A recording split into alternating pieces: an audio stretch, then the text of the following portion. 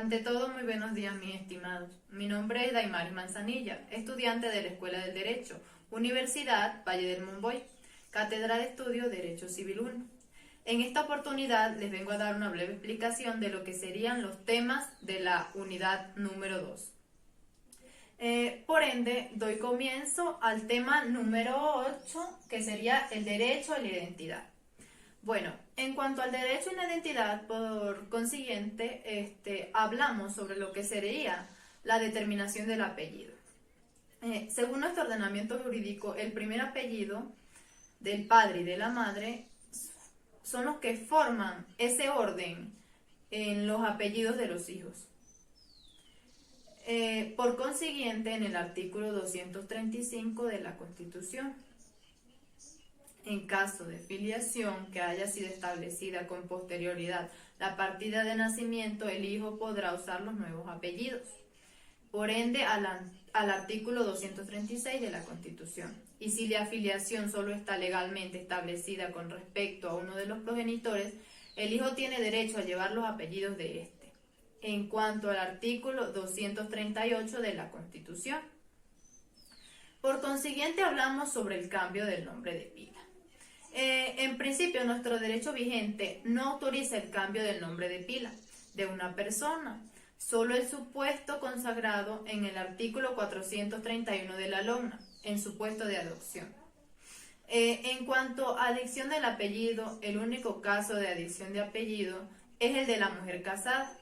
La reforma de la Constitución del año 82 modificó la situación a establecer que la mujer casada podrá usar el apellido del marido en el artículo 137 de la Constitución, de modo que es facultativo, de la mujer no es obligatorio. En caso de viudez, la mujer conserva el derecho de usar el apellido de su difunto marido hasta que contraiga nuevas nupcias.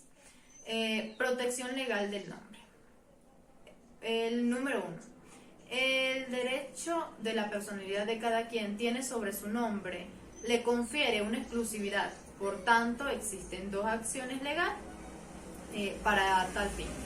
El primero de ellos sería la acción de reclamación del nombre, por la cual el demandante pide que se reconozca que su nombre es el que indica y que en consecuencia no se le perturbe en sus actos.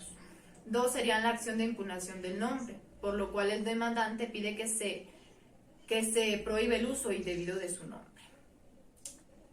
Por consiguiente, hablamos sobre el seudónimo, en donde Francisco Jun nos dice que es un nombre ficticio, no una partida de nacimiento que la persona se da a sí misma con el fin de ocultar su identidad.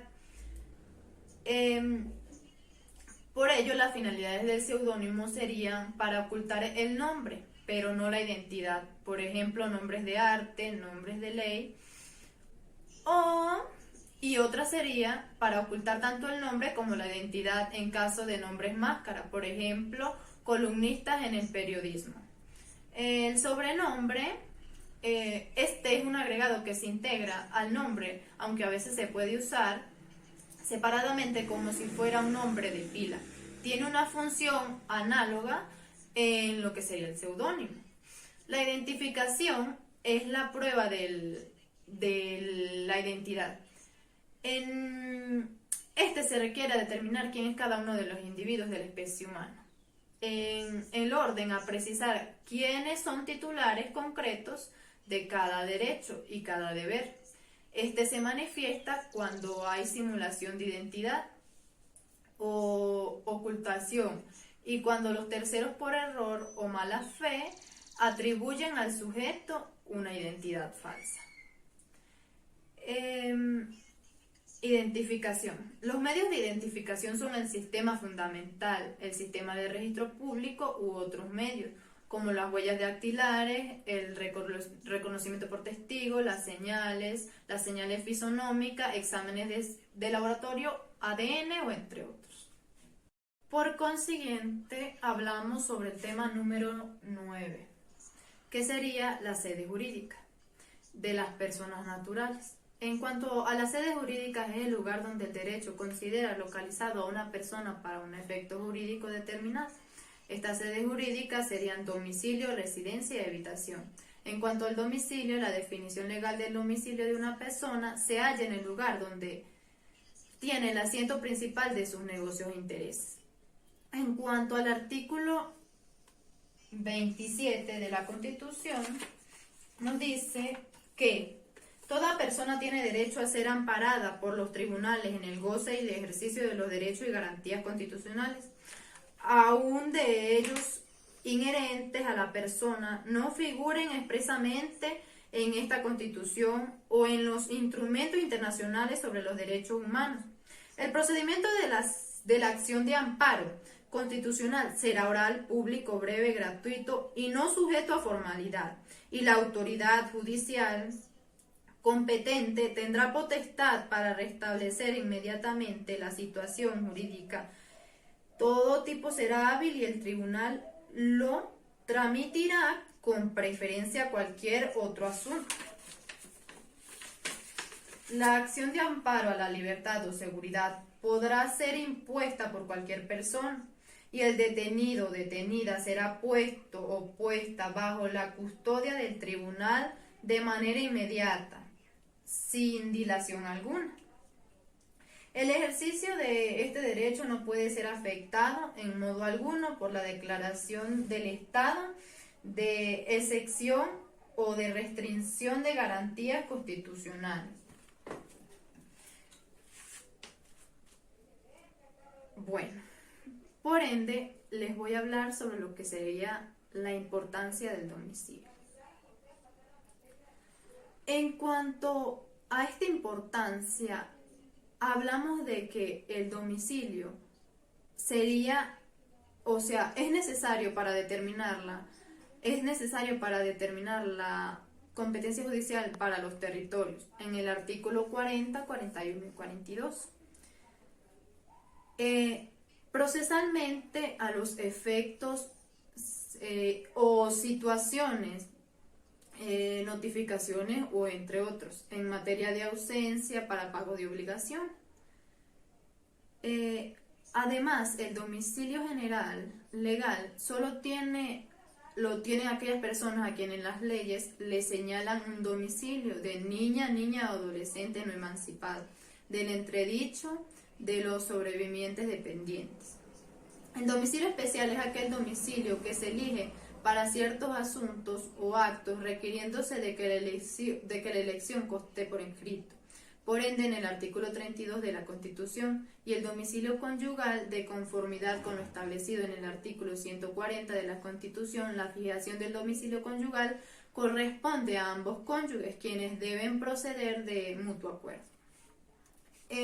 Por consiguiente, en cuanto a la residencia, es el lugar donde habitualmente vive una persona. Esta no cambia con cualquier alojamiento temporal de la misma. La residencia hace las veces del domicilio respecto de las personas que no lo tienen conocido en otra parte, como lo dice en el artículo 31 de la Constitución. Habitación, morada o permanencia. Es el lugar donde se encuentra una persona en un momento dado. Es la sede menos estable. Tiene importancia procesal, efecto de la competencia judicial. Por ende, en el artículo 40 y 48. Tema número 10. Estado civil de las personas naturales. En cuanto al estado civil, tenemos los antecedentes que proceden al derecho romano, donde se estableció 3 estados: el estado de libertad, status libertatis, libres o esclavos; estado de ciudadanía, status civitatis, ciudadanos o extranjeros; estados de familia, status familiar, jefes de familia. El estado asimila en cuanto al concepto amplísimo, nos dicen que son las cualidades de las personas que la ley toma atribuciones para atribuirles efectos jurídicos. Por ende, el estado consta de un concepto amplio de 3 estados: el estado político, estado familiar y estado personal. En cuanto al concepto restringido del estado civil, son las condiciones o cualidades permanentes de las personas que determinan su posición fundamental frente al conglomerado social, especialmente al Estado y a la familia. Continuando con el tema 11, posesión del Estado. En cuanto a su definición, es un medio de prueba de ciertos estados civiles. Está integrado por el interesado en el estado civil de quien se trata para llegar a la conclusión de que goza la posesión de dicho estado, según Francisco Jun. En cuanto a la importancia, está constituido por un conjunto de hechos que acredita la vinculación de dos o más personas en relación a la posición de las mismas con respecto al parentesco. De allí la especial relevancia jurídica en todos aquellos casos en los cuales no existe la prueba directa del estado del que se trate, hijo o cónyuge. En cuanto a las acciones del Estado, podemos decir que según José Luis Aguilar Gorrondona, estas se llaman acciones de Estado a las acciones que tienen por objeto obtener un pronunciamiento sobre el estado civil de la persona, que puede ser el propio actor o un tercero. La amplitud de este concepto depende de la amplitud con que se entiende el concepto del estado civil, pero no normalmente cuando se habla de acciones de Estado se toma la expresión estado civil en su sentido restringido, o sea, como el conjunto de condiciones o cualidades jurídicas realmente relevantes de una persona, relativas a su posición frente a la familia determinada. Para continuar, hablamos sobre el tema 12, que sería el registro civil. Según Francisco Jun, los estados civiles de las personas dan un origen importante a los efectos jurídicos, por ello interesa al Estado, a la propia persona y al público en general, poder establecer con certeza la naturalidad del mismo. A tal fin, como menciona María Calendaria Domínguez, el concepto del CNE, el registro civil es una institución de carácter público, con virtud de la cual se hacen constar de un modo auténtico los hechos, actos y situaciones relativas al Estado.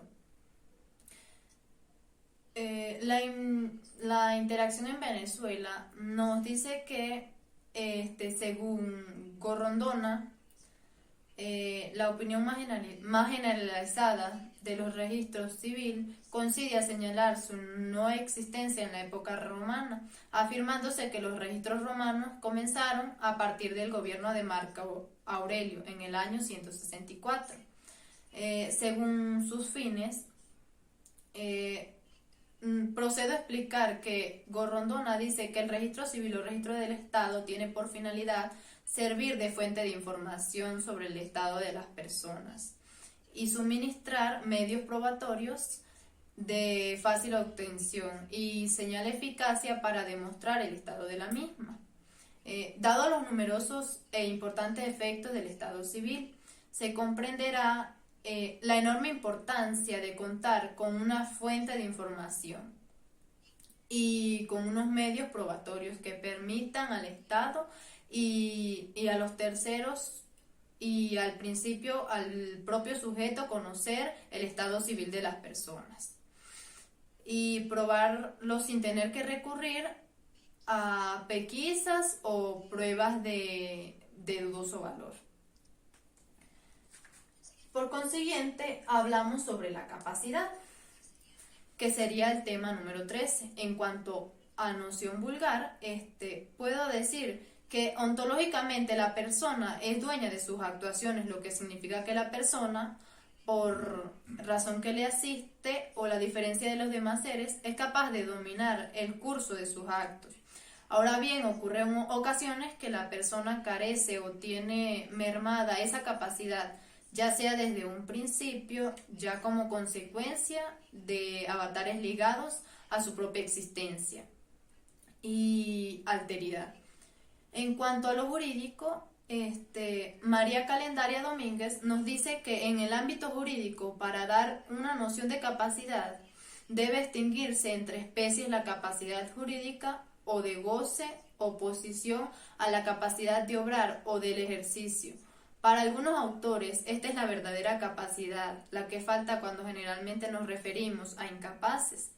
en tanto que la primera viene asociada generalmente a la idea de la personalidad. En cuanto a la clasificación, tenemos la capacidad jurídica o de goce. Según María Candelaria Domínguez Guillén, es la noción vinculada con la personalidad, pues toda persona natural o jurídica la tiene. De allí hace buena parte a la doctrina, llega inclusive a referirse a su noción reproducir el concepto de personalidad. Esta es la amplitud para ser titular de deberes y derechos.